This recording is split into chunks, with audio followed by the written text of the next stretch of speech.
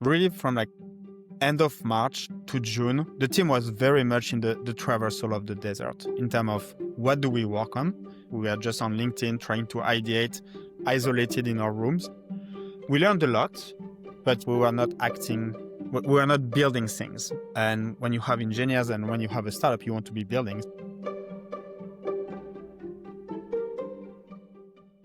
Hi, everyone. I'm Sunny Reki, and welcome to another episode of Before It Clicked, where we interview founders about the journey from ideation to product market fit. Today, I'm talking to Michel Tricot, co-founder of Airbyte, which is the open source data movement platform that makes company data usable by moving it reliably between systems and into warehouses, and now even into AI agents using hundreds of open source connectors. What I love about Michel's story is that Airbyte wasn't some perfect, obvious idea from day one. He left his previous employer in 2019, knowing he wanted to start a company, and he spent months burning savings and cycling through ideas. Everything from remote controlling self-driving cars, to fintech for gig workers, to a marketing analytics product that actually had paying customers before COVID wiped them out. And each time, him and his co-founder had to kill their idea and go back to the drawing board. In this conversation, we basically sit in the room with Michel and his tiny team as they run weekly idea sprints over Zoom, rank ideas, invalidate them, talk to customers, and eventually get the insight that became Airbyte, which most recently raised on a $1.5 billion valuation and has 100 employees. A quick plug for Airbyte. If you're building agents or any product that needs reliable data plumbing, Airbyte is there for you by making data actually usable by agents and applications. And they're hiring folks who have AI expertise. So if that's you, go check out Airbyte. And if you're tired of duct taping your data pipeline, consider being a customer. So with that, here's my conversation. Hope you enjoy. Michel, thanks for making the time. Hey, Sunny, thank you for having me. Now, you have one of the big pivot success stories in YC. You very quickly went from launch to a $1 billion company. How big is the Airbyte team today? We have about 100 people at the team. About 100 people. Yeah, amazing. Yeah. Now, your story, though, was a very tumultuous one in that you and your co-founder decided you wanted to build a business and had several pivots to get to where Airbyte is. And by the way, as a personal anecdote, I went to a random party in India and there was a group of developers talking about how much they love Airbyte. So you've built this like global company, which is really amazing, but it came from you two in a room ideating your way to success. And today, I want to put listeners in the room with you so they can glean tactical lessons, so they can build the next Airbyte. And maybe just for listeners to understand where the story is today, before we go to the very beginning, you could set the stage for where Airbyte is today, whatever you're able to share, like how many enterprises you're deployed at. You've already mentioned the team is 100 people. Maybe just to give like a high-level overview for listeners for where Airbyte is today, and then we'll rewind the clock to back when it was just you and John. Yeah, of course. So where we are today, I mean, we have hundreds of thousands of deployments of Airbyte. In terms of like production that we know about, because we always look at open source as a funnel. So we look at how many deployments are happening, how many activations are happening within open source, and then how many companies are using Airbyte on a daily basis, and then also how many of those become customer. So hundreds of thousands of deployment of Airbyte, about 100,000 of people who have activated Airbyte in open source, and we have about 9,000 companies today that are using Airbyte as part of their core infrastructure for anything that is data related. And we have about 2,500, almost 3,000 customers today across both like enterprises and our self-serve product. Wow. And your 100 employees, are they all in the US? Is it global? Where are they located? We have a few people, like I would say most of the R&D and sales is in the US, but a lot of the support is spread across the world to make sure we can address like 24/7 for our customers. Awesome. So that's helpful. That helps listeners know, okay, this is where Airbyte is today. Now let's go back to the very unglorious beginnings where it was just you and John. and you said, "Hey, John, I think we should start a business." You guys are friends for a long time. What does day one look like? What does the day one of let's start a business look like? Day one looks like you have an idea, you think about it for a few hours, and you're thinking that you're the king of the world. You've solved all the world problems. That's what day one looks like. No, but more seriously, you always go through that process of first moment. It starts from something that you have in your head, and you just go play with the idea, play with the what a product could look like, what an experience could look like for your customer. That lasts for like 1 or 2 days, and then what you do is I went and I started to chat with either some friends from my previous company, and actually with Jean at the time, and you get more like external challenges from like people that you trust are gonna help you like brainstorm and think about what have you overlooked, etc., etc. So it's always about like getting that external feedback. Then you broaden your group of people that you ask feedback to, and that's gonna go from like people that you know, like friends that might be a little bit less, I would say, uh, knowledgeable about the topic, but just to get a sense of like what objection do they have, what do they think about, how does their view of the world impacts like what you're thinking. And the last stage is really about hitting as many people that you don't know and asking them for feedback, asking them for like what problem would that solve for them if you were to run this idea. And you always we always went through these 4 stages of individual, very close people, friends and family, and then going for like on the market to really test the idea and test the assumptions. Okay. So And at this always had point, that product. yeah, makes sense. And No, did you sorry, go ahead. quit to begin ideating, or did you have an idea while at your previous employer and then you began validating that? Like, walk me through like where were you at this time?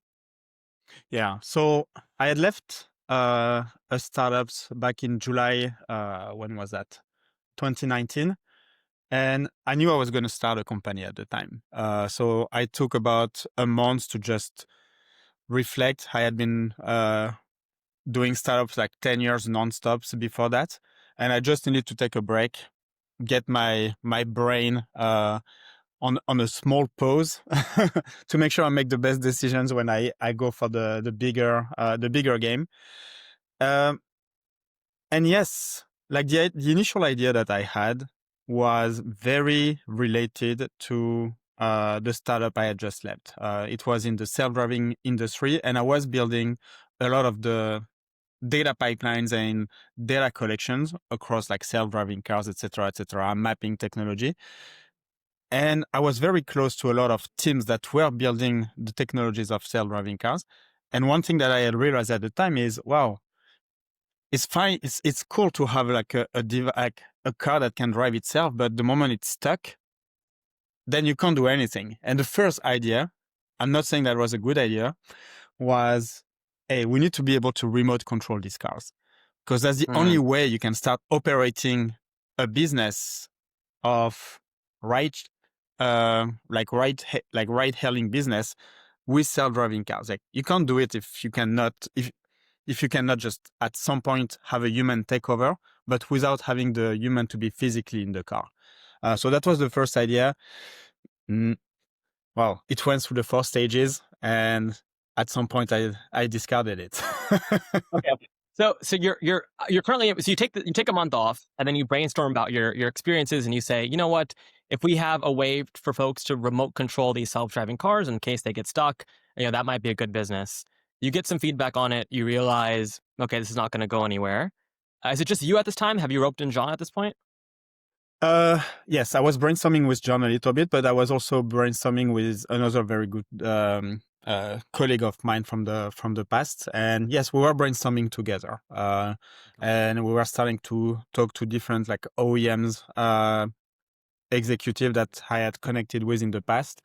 And what was very clear to me is that this is a technology that is so tied to how these cars are being developed, how they want to run operation, that using a vendor in that case would be very, very complex. And at that point, it also becomes more like the founder product fit in a way where I probably it's probably out of my area of expertise to go for this type of very complex deals with big OEMs going for very, very risky bets on their Mm, own business. So okay. that was not really that was not so much like a product.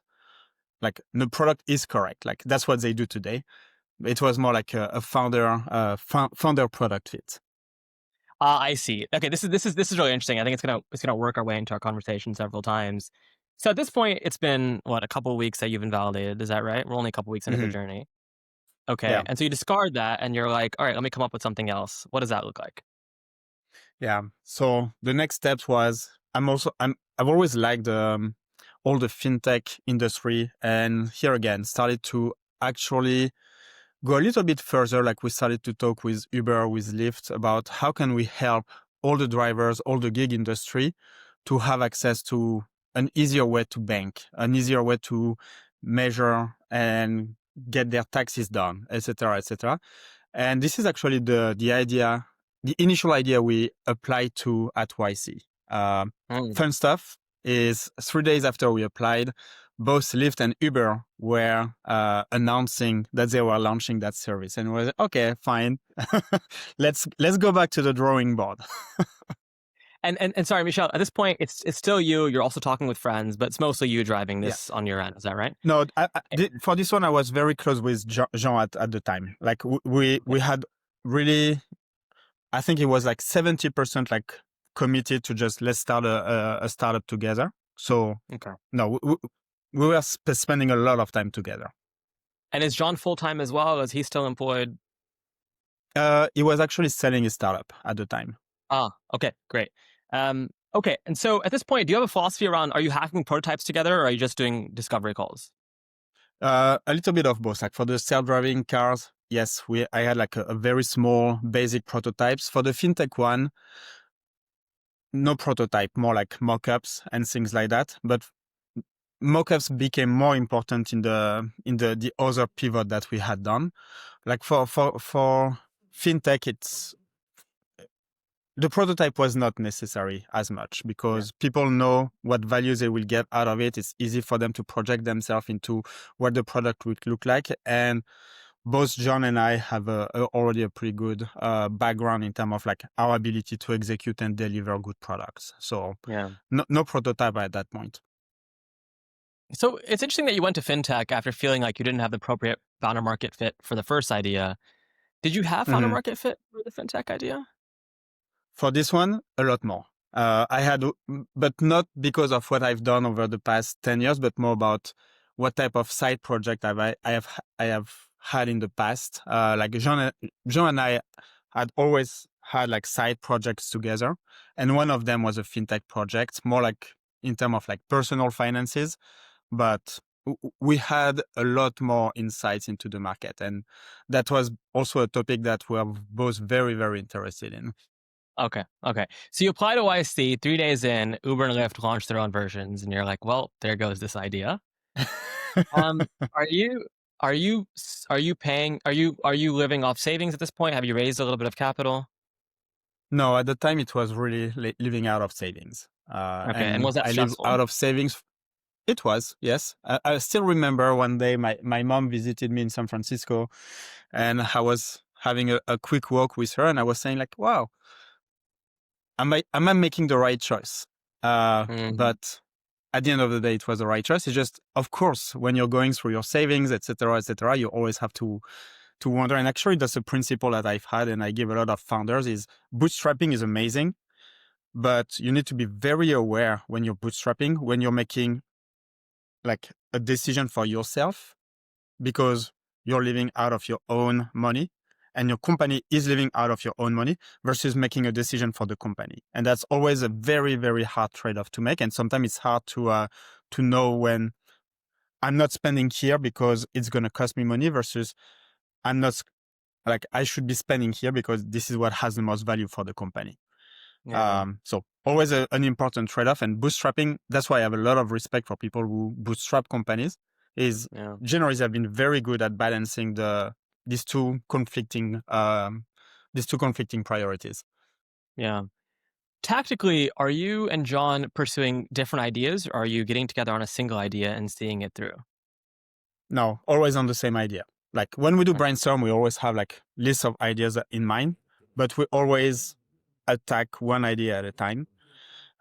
Sometimes we sequence them, meaning that we start with one idea and we go through these 4 stages. And while one is on the first stage, we start a new one on the first stage. And so we always have like this sequencing of explorations. Yeah, interesting. And what did the whiteboard? I guess we'll get to this in a little bit. So the second idea ends up not working out pretty soon. Yeah. Um, the stress is starting to hit that because you're bootstrapping. And how long into the bootstrapping journey is this? Uh, Maybe 3 months. So not that long, but still, like, it's Yeah, it's a while. Yeah, especially in SF. Yeah. Okay. yeah, So you're three exactly. months in. You've now killed 2 ideas. What's next? So that's actually when we really nailed down also this idea of what does it mean to build a company with founder market fit. So at the time, I was chatting with the former CEO of the company I was at, like 2 companies before, and they had some challenges when it comes to integrating a lot more data feed into their systems. They were in the healthcare industry. And they asked me, like, Michel, do you want to advise the team a little bit on like what kind of system we could be building, how we can streamline like all this data feed into our systems? Say, yeah, sure, no problem. And I spent a few days with them just going over the product architecture, like what they had built, and came out with their CTO with an execution plan on, well, this is a good way to approach the problem, and this is how you can scale it. This is how you can add more and more data feeds. And at that point, I was just, yeah, that's really where I have a ton of expertise. Like problems that seems really hard, I get it. I know how to solve. I know how to solve a lot of them, and I actually realized that so many companies were really struggling with that problem. And that's when we reapplied to YC at the time with this more general idea about how can we help companies move data between systems. And that was really when we had this initial idea. It was still, I would say, a little bit not completely formed, but the value we wanted to provide was very clear. But we didn't know like what type of audience we want to address, what type of use case we want to address. But we had a general idea about it. And yeah, The and at general that idea point is just. Sorry, go ahead. yeah, connecting systems together. Like there is a huge need for and a huge of silos that exist everywhere, and people want to have access to that data in a streamlined way. And that's what we did. It's more important at that point to understand what problem people have than finding the solution itself. And for me, that was very clear that this was a problem that almost every single company in the market has. I did not have a solution at the time, but I knew that, well, this is a problem that I'm absolutely passionate about, where I have a ton of expertise, where John has a ton of expertise on, and we will figure out the solution. And that's part of also the discovery process. But the problem was real, and we knew we could solve it. When you say connecting systems, basically systems of record together, was the focal point like business intelligence? Like what was the inciting? What was the use case? Yeah, initially it was, the first use case we had was more about helping companies exchange data with each other rather than just pure BI or business, or analytics. And then it evolved more toward like the analytics, like within the company type of use case. But initially it was more across companies, and it evolved like that. In a way, that was like a mini pivot, if you want. Yeah. Yeah. And then do you remember what was it? Why did your previous employer want data from another company? What was the use case there? Do you recall? They were helping a lot of medical actors to share to safely share data across like medical records. So and they were Ah, acting as a privacy like very high on HIPAA type of processes. Like they were really connecting all these systems together. Like the thing is, got it. you take any industry, you will realize that data is super fragmented, absolutely not connected, and they were helping on the healthcare industry. Got it. So before we go further, you've said it was about 3 months for the first two pivots, but later you became Mhm. famous for pivoting 3 times in 2 weeks. So like really fast Yeah. pivots. Why were the first two pivots? Why did that take 3 months? What is the change that you made later on? um, I'm sure I'm forgetting some other ideas that we explored. Uh, Ah, okay. but and it's also that those are the ones that we push the furthest.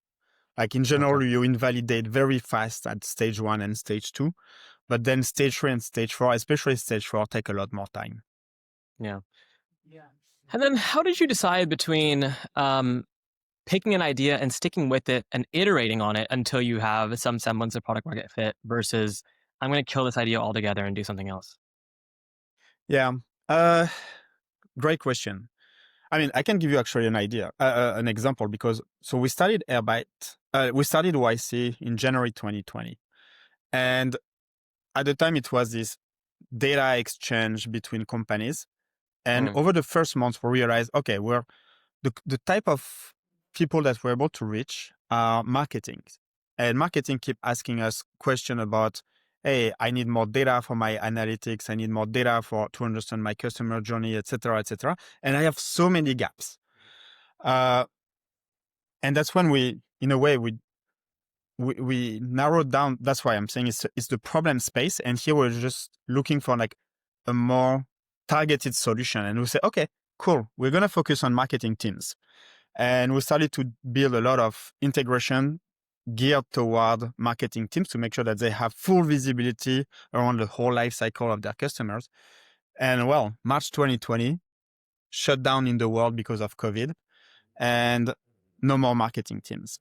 And that was a big wall that we hit, which is we were building a business that was people liked it, people wanted it, but it was a good to have. It was not a must have. And so that's why like the idea was good. We could have pushed it, but we wanted to do something bigger. And how did you land on marketing? So the problem space was exchanging data between companies, and then you got to marketing, who Hmm. needed data from other systems within their company. How did that Yeah. transition happen? I would say it's like serendipity at that point. Is just, when you are at this stage 4 and you're looking for feedback on solutions, etc., etc. Very often, like people that you talk to, they know someone else in the company has a problem. And so they're going to Hmm. redirect you to them. And Mm, we were always being funneled toward marketing teams because they were really in need of data, especially yeah, okay. at that time. And so that's how we discovered it. And the focus on the marketing teams, again, that's getting data from their own systems so they can collect what performance on how channels are doing, or what was the use case there? Yeah, yeah, it was. So the use case was um, they were instrumenting a lot of things on the website. They had issues with like incognito. They had issue with ad blockers. They had Mm. issue with like cookies being blocked, etc., etc. So we were building a solution that was very privacy conscious, but that was giving them some higher level information about like attribution, about click through, about all of that, and also connecting it to like product behavior Yeah. to Okay. understand like yeah, getting someone in my product. Where did that person come from? What did they do? What is the next action they took? So very much like product analytics slash link to marketing. Yeah. And you had actual customers paying you for this. Okay. Yes, we So did. this is the first idea that's actually making you guys money. Correct. Yeah. And how long into the ideation journey are we at this point when your first dollars start coming in?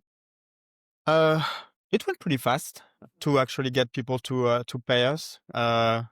I think we started to really build the product at the end of January 2020. And by the end of February, we had our first revenue. And Not you big, you left. but good. Sorry. Yeah. And you left your job. What was the date? Uh, July 2019. So about Okay. 8 months later. Yeah, before you start making your first money. And you have gone to YC at this point, or did you go to YC after making your first dollars?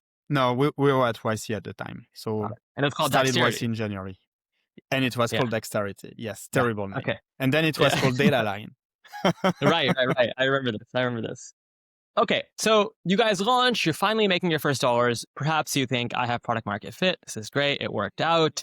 You've raised, I think at that point, YC was giving $125,000. You raised a little bit of Yeah, cash. COVID hits and your customers churn. Now you have a couple of they choices. disappear. They They disappear. disappear. Okay. Yeah. So what I'm curious to do is get in your head at this point. Have you hired, or is it just you and John still? No, I actually had hired like 3 amazing engineers that I had worked with in the past. And so we're basically a team of 5. We had raised with YC, but we had also done a small pre-seed with few angels that we knew from our previous experience. Okay, so you've raised at this point like what, like $1 million? A little bit less. We're probably in like the 500, 600. Got it. And the raising kicked off after making your first, like, when in the process did you raise your first capital? No, we raised the pre-seed around mid January. We had raised the pre-seed, but we had already started to tell people like this is what we're going to be build the problem space we're going to address back in December, and they were just let us know when you're raising something. Cool. Okay. So now there's 5 of you. Your customers dry up, and now you have a team to manage. What I'm curious is to put me in that room with you. So now you have a couple of decisions. We can keep interviewing marketing teams and see what else we can solve. We have some existing distribution with that client base. We can start from scratch, which is what you ended up doing. Put me in the room with you. How did you make that decision? Yeah, I was in my bed at night, and it was 11 p.m. and I couldn't I couldn't sleep. I was just, if we continue like that, we're going to just waste our time. I didn't see a path forward. And it's not that I didn't see a path forward. It's more like I couldn't accept the fact that, yes, there is a global pandemic, but the product should still be valuable for teams. And it was not. So in a way, the business we were building was, and we call it was a vitamin. It was just something people add on top, but it is not something that is so core to what they are doing that they cannot give up on you. And I don't want to build that kind of business. I want to build a business where no matter what the world looks like outside, people need to use our product. We become like so important that they can never give up on us. And so, so you decide this isn't solving. This is a vitamin for these marketing teams. We need to figure out something else to do. What do you do then? Yeah, and by the way, what made it a little bit harder is that we had also raised post YC some money. So we had raised about 1.5 million at the time. And you basically have to go and tell the team what we're building it's not important. We've learned a lot, but it is not what we should be spending our time on. And you also need to go and talk to your investor, whether they are like your angel investor or the different fund that had invested in us, and tell them not the right idea. We have the right team, but we don't have the right idea. We need to pivot. Also, to be clear, at that time of the year of COVID, it was really the beginning. Like people had way bigger problem in their head when it comes to where they invest. Like they had companies that were like 2, 3, 4 years down, like older than us, and they were just struggling. Like their business were collapsing because of COVID. So they were on the fires and they say, guys, we invested in the team, do whatever. I say, yeah, fine, we're going to figure it out. Okay. And why did you choose to start from scratch instead of let's just keep interviewing marketing teams and see if we can do something else for them? Like, how did you decide what the best use of your time was then? Because marketing team were gone at the time. So every single person that we were in touch with, they got laid off. And every single marketing budget was frozen. So we could talk, but it was a waste of time. Like people were very upfront with us. They said, guys, I don't want to waste your time. Marketing has no budget today. Okay. And we don't know when it's going to come back. All right. So it's your day one of saying, well, shit, we need to do something else now.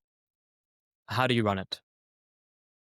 Yeah. So you go on Zoom because you cannot meet in person at the time. And you tell the team, okay, we have to go back to the drawing board. To be clear, like the 3 people that I had hired at the time, I also had been very specific with them, telling them,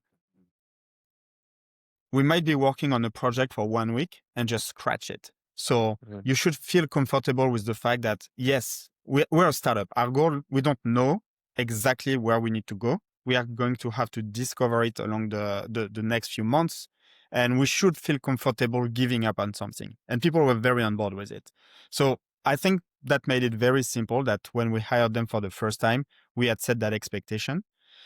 And yeah, we just said, guys, we're going to spend the next months on iterating on ideas and continue to talk to people, maybe focus more on technical teams because those were not affected by COVID so much. And well, we went through a ton of ideas at the time. You know, we even went for like 401k fintech, you know, going back to fintech. But we gave up on this one pretty fast. Okay. So And yeah. I'm curious to get into the room with you and watch what's happening. So you say we need to go back to the drawing board. We're going to try ideas. What does it look like? Are you getting together and you're whiteboarding ideas? Is everyone doing their own thing? Like, how did you structure this optimally? Yeah. So what we would do is basically every single person in the room, so 5 of us, or like in a Zoom room, had 2 or 3 ideas that they thought could be interesting. And I was always on like the data side, but some people came up with like the 401k thing or with a podcast something. And what we would do is we would just rank these ideas, try to bucket them into what are the one where the team has the most expertise. If someone wanted to go for like these podcast ideas, they can do something on their side, but it never really panned out. But we're just exploring. And the way we would do it was very simple. We would always, so stage 1, you come up with your idea. Stage 2, you present it to the team. Stage 3, you start talking about to other people around you. And stage 4, what we would do is we would put up websites that explain what the product would do. And we would go on LinkedIn, get a list of all the people, or like our audience, basically, our ICP, and we would just tell them, hey, we're a new startup and we are building this product. We would send them the link with like a coming soon something, and they would go there, take the call, and we would chat. And that's generally always how we would have these like stage 4 type of conversation. But we would always put something like produce some artifact so that people can see asynchronously what we were building before taking the call. And when your team is just coming up with ideas, are you paging through experiences you've had? Are you soliciting ideas from people? Where are these initial ideas coming from? Yeah. In general, it either comes from like the guy who did the podcasting, huge fan of listening to podcasts. He has been listening to podcasts for the past 10 years and always was very disappointed by the type of experience, like the amount of interactivity you can have within the podcast. And it becomes 1, your expertise, 2, what are your passions, and 3, what you've heard from people around you. Like that was generally the 3 sources of information. And that's also the good thing is like when you go on stage 4, like talking to people that are external to your circle, it generates ideas because people would always tell you, oh, that's not exactly my problem, but this is my problem. And that generates a new idea. And so in a way, like this stage 4 is super, super important for like idea generation. And we would just, every time, like I always had the same question at the end of the call, which is, if you had a magic wand, what is the biggest problem you would solve today at your work? Mm. And people would always have something. And that helped us like ideate. Hmm. And when you said you would rank ideas based on, team market fit by stage 4 responses, but it took effort to get to stage 4 in the first place. So what other sort of Yeah. rankings did you do on your list of ideas? Maybe market size. Uh, Market size, yes, it's one, but I think you can sometimes the market size doesn't matter because the market does not exist yet. So it's just doing it out of market size might be incorrect. For me, it's really about approaching it from, are you solving a problem for people? If you are solving a problem with people, you might not even know the size of the market because you don't know how many people are affected by that problem. But then you do more and more discovery and you realize, oh, wow, actually, every single data team is struggling with exactly the same problem. And then you can have a sense of what your market size actually is. But I think market size is, it pollutes a little bit like your ideation. Like Mm. we're startups. We want to innovate and build new products, solve new problem. And sometimes you don't know what is the market size of that problem. Hmm. So how are you running these meetings? So is it like every once a week, folks bring ideas in, you stack rank them? Were there times where you said, "Hey, I don't think this is a good idea, and we're not going to work on it as a team. Like, I'm not letting you Yeah. work on this." Like, how did you structure Yeah. this? Yeah. So every week, every Monday, we would just sit down, be on Zoom. Everyone was presenting their 4 or 5 ideas. And we would say, okay, Charles and Shrif, you're going to be looking and diving deep into this particular issue. If you have an idea, if you have um, if you're able to talk to people, just invite me and John to the meeting so we can also learn from it. But basically, we'll just break it down in like small buckets. And sometimes people would just go on their own idea. Like Shrif, for example, on his podcast idea, said, okay, I still want to explore something with regard to podcasts. I say, okay, go for it. Like the thing is, you want to create uh, an atmosphere and like a culture where people go and do their own exploration and also understand why an idea is bad. Like sometimes you need to convince yourself before convincing other. Like instead of being just convinced by other that it is bad. But yes, that would be the thing. Like we would break down in different buckets all the ideas, and everyone would go. We had a very, very good automation engine for reaching out people on LinkedIn. And at the time, because it was COVID, like a lot of people were kind of bored at home and they would always reply to LinkedIn messages. And that was very easy for us in a way to get to get that feedback at the stage 4. One thing that we did also is you hit a ceiling pretty fast when you do stage 4, because initially you just talk about a problem and you try to discover a solution. Once you feel like you're onto something, you need to put something that is more real in front of people. And that's where we would just spend 1 or 2 days building a Figma mockup so that we can show it to the people we've talked to before, like new people that were coming and that we are having call with, and would show them what a mockup would look like so that people can actually project themselves, not just in the problem, but in the solution we had in mind. And that's where we were able to just break that ceiling and go to the next stage of the validation. Often people's original idea is incorrect, but when they iterate on it enough, they end up getting on something, useful. Did you not feel like, well, we go and validate this 401k idea, or we go and validate this podcast idea, and we could build on that and find some new insights, but if we walk away from that idea, we're not building any insights into any specific vertical. How did you deal with this? Yeah, it's fine. Like you have a small team. At some point, you need to just shut down the thing in which you have the least confidence.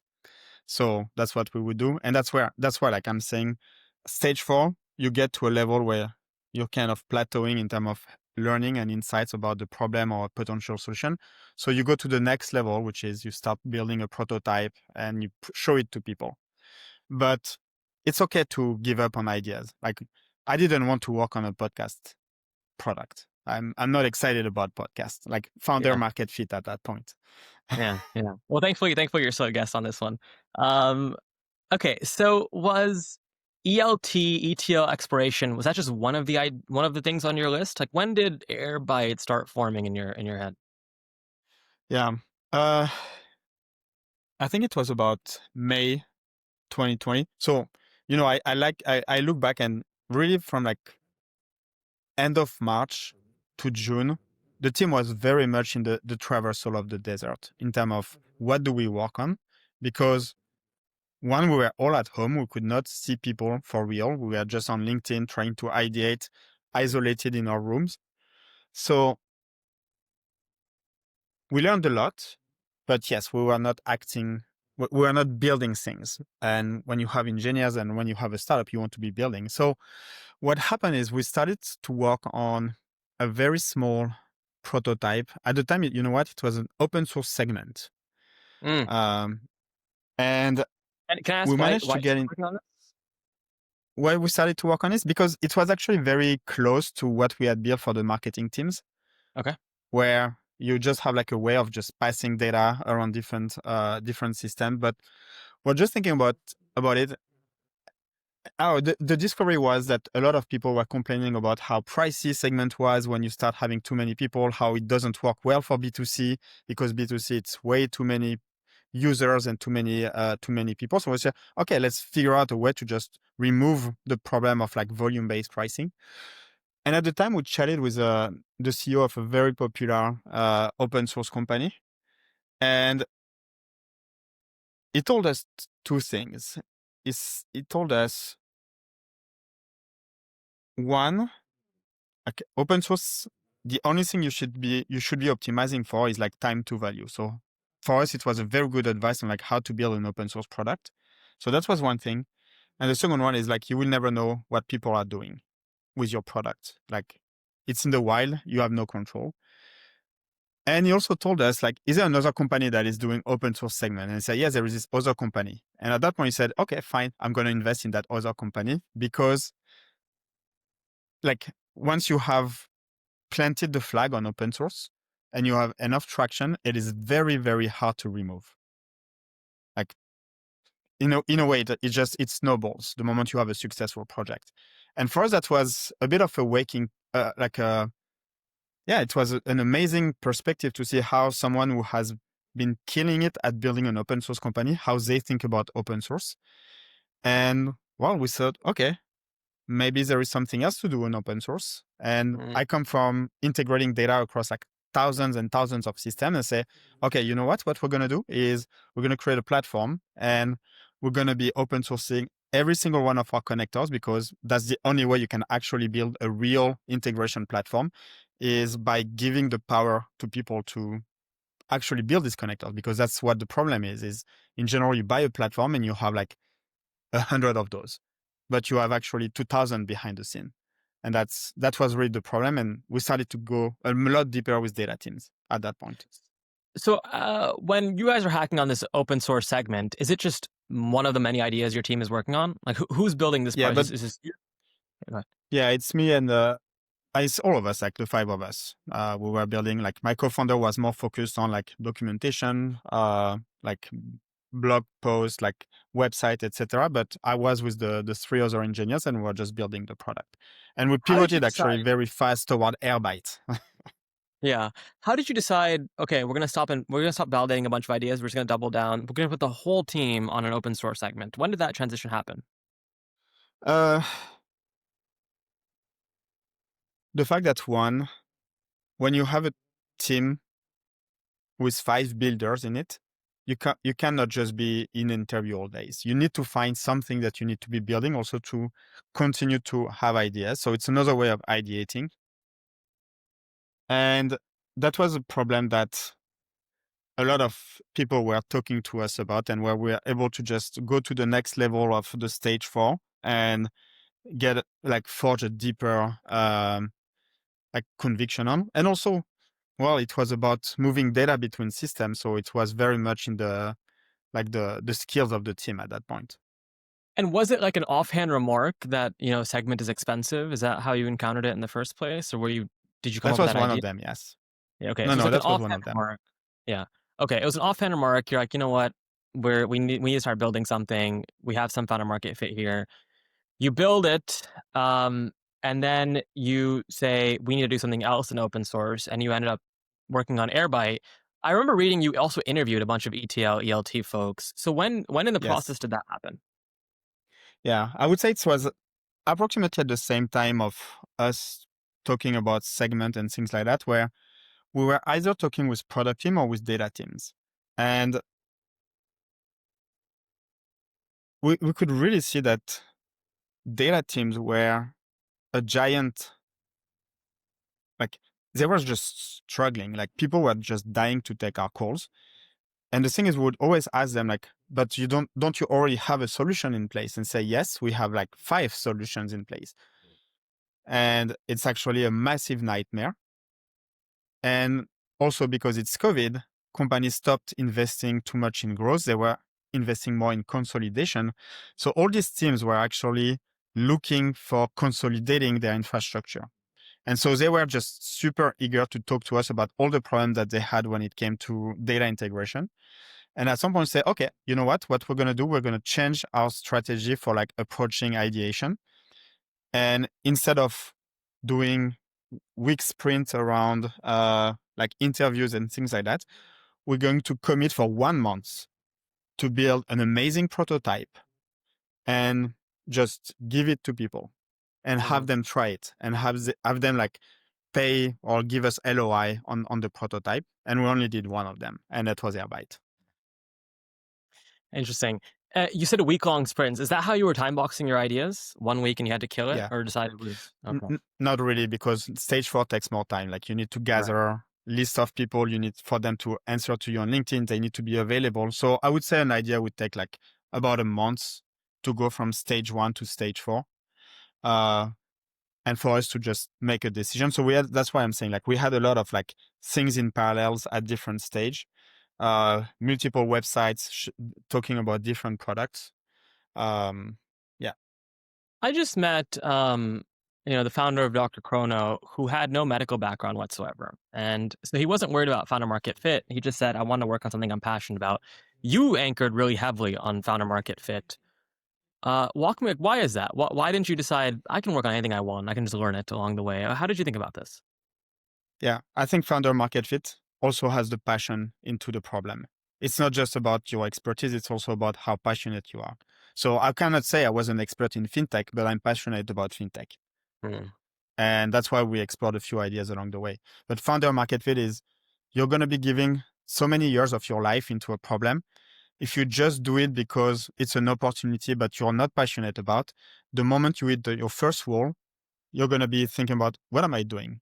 I'm Mm. not enjoying the product I'm building. I'm not enjoying the customers I'm selling to. I'm not enjoying the industry I'm in.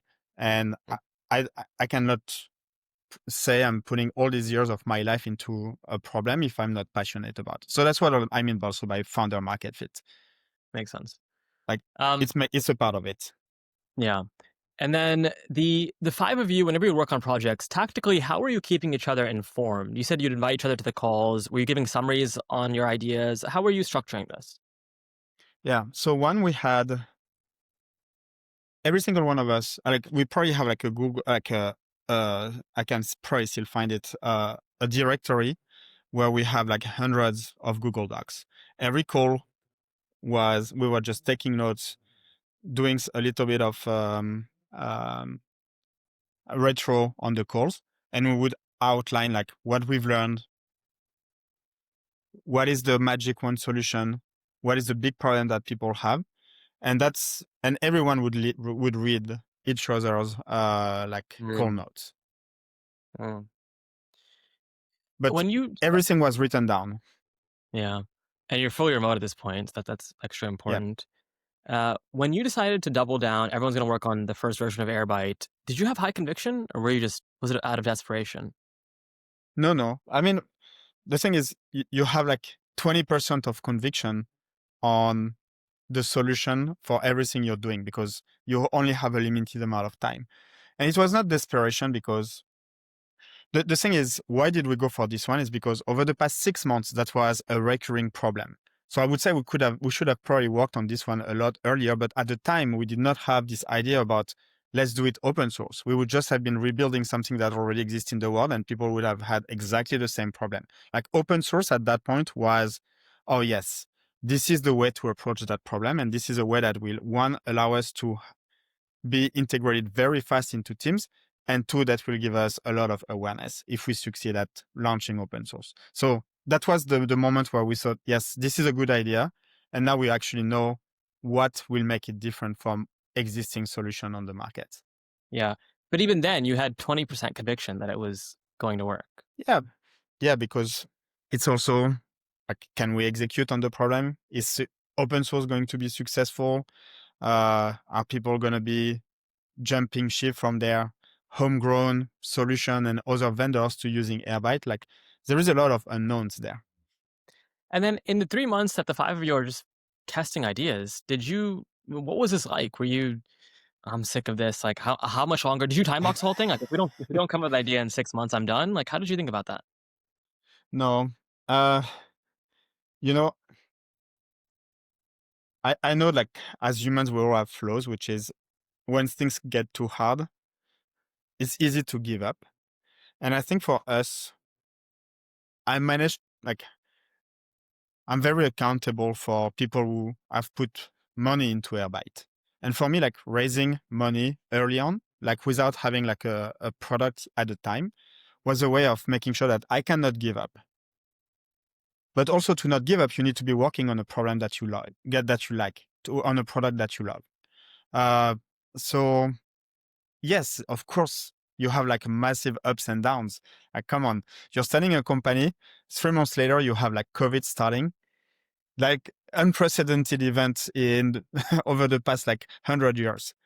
So yes, you have all these up and downs, but you don't give up. Like, it's just the beginning of the journey. You know, building a startup is hard and you're just going to power through. And every day you learn something new. Every day you talk with your team. Every day you go into that routine of exploration up to a point you say, okay, let's build something real this time. And it all went up, all went up at that point. You spent a month building Airbyte V1. You launch it. I believe it has like 3 connectors. Is it immediate product market fit? Good question. So actually the way it happened is we had talked to about like 80 customers of Fivetran at the time. And all of them were buying Fivetran, but they were all rebuilding exactly the same platform on the side.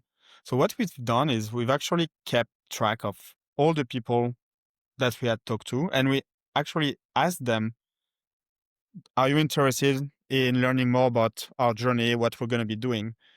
And so at the end of July 2020, we had like initial version of Airbyte.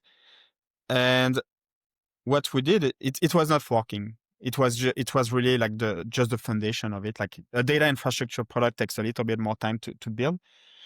And so what we did is we actually gave access to the repo to all the people that we had talked to, and we said, this is how we want to do it. This is what we want connectors to look like. This is what the platform should look like. So they were able to see the progress. And starting in September, we started to have like people playing a little bit with the project, where we said, oh, let me go on a call with you. We're going to install Airbyte. We'll see if it works, blah, blah, blah, blah, blah.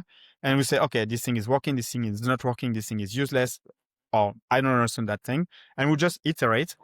And we really released Airbyte open source to the world. I think it was in November, like around like mid-November 2020. And at the time, we already had a few vanity metrics up because we had been talking to all these people behind. We had 300 stars at the time. We had also started to build our community Slack channel where we had all the people we had talked to on the channel. So already some level of traction. And we released it, put it on Hacker News. I think that was it, yeah. And boom, suddenly you end up with like people downloading your software, joining your Slack, talking to you about the product. And of course, they tell you, guys, the product doesn't work. Yes, I know. We just put it up. There is a lot of like missing things, but overall, there are some use cases that were working really well, and people were just anchoring on this use case because we are just so helpful to them on Slack that, and we are solving problems like within the day. Like, I have a problem with this connector, I have a problem with this part of the platform, we just solve it, and boom, push a new version, they download it, they play with it, it works, you're good to go. And very quickly you raised, I mean, like almost what, 100, $200 million in the course of like a year and a half or so. How does this happen? So you've launched, PMF hits, you're like, wow, we have more demand than we're able to keep with. And you go out there and say, if I don't raise, I'm going to lose this opportunity. Like, what was the calculus there? Um, yeah, we raised, so we raised the seed. We announced the seed in January 2021, like the full seed. So putting everything we had raised together as one big announcement. We had raised with Axel at the time, and very quickly the usage went up, and it went up pretty fast. And the interesting piece also was a lot of startups that were starting were talking about Airbyte as a building block of their product when the product was very, very nascent, because no one wants to be building what we're building. It's so hard. And they started to use Airbyte for their product. And yeah, bit by bit, like the community grew, the usage grew. We very quickly did the Series A with Benchmark. And that's actually the moment when we actually opened the repo to contributors. And we got like massive amount of contribution, like people adding connectors here and there, like high quality, low quality, medium quality, you name it. And like it completely exploded at that point. And the team was spending all their time, I mean, exploded in the positive way, but the team was spending all their time on Slack helping users. And at that point, we just started to get a lot of inbound from investors because they saw that Airbyte was very much becoming like an open source standard for like a lot of things related to data. And yes, we had like a little bit of monetization at the time, but we did not have the whole thing. And that's when we said, okay, let's raise a bigger round that will help us like up our operation and have the team to continue to focus on the product and not just on like supporting the community. Yeah. 2021 was a special year as well. So Sure, it's sure, not sure. it was not a normal year. Sure. Anything you want to plug to our audience, which is prospective founders, entrepreneurial folks? What's next for you? What's next for Airbyte? Yeah. I would say like what's next for Airbyte is the biggest one of the new big consumer of data is it's going to be agents. So it's not about analytics only anymore. It is also about like how do you make this data more like operationally like lethal or like potent. And what we're doing right now is like we're actually expanding the um like the platform to actually support non-analytics use case alongside the analytics one. And the goal is our mission as a company is always the same one, like making data actionable and available to our users. And today our users is not just human, it's also agents. And that's a place where Airbyte, it's open source. So we never know how people use it, but sometimes they tell us, yes, I've plugged Airbyte into my agent. I've used your connector through an agent, and we just want to embrace that world as well. Like the world is in the middle of a big revolution, and Airbyte connects systems together. So And are you no hiring? reason we're not in that.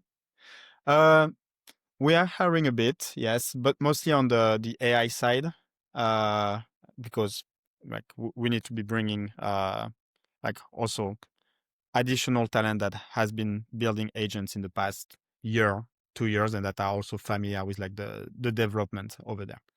Yeah.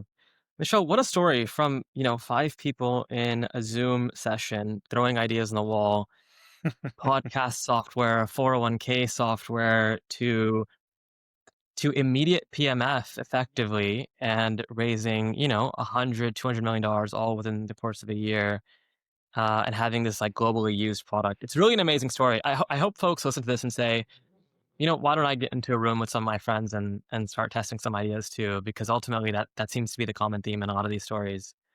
I can't thank you enough for your time. I really appreciate you walking people through the story, and I'm looking forward to seeing where you take Airbyte next. Of course. Thank you, Sunny, for having me.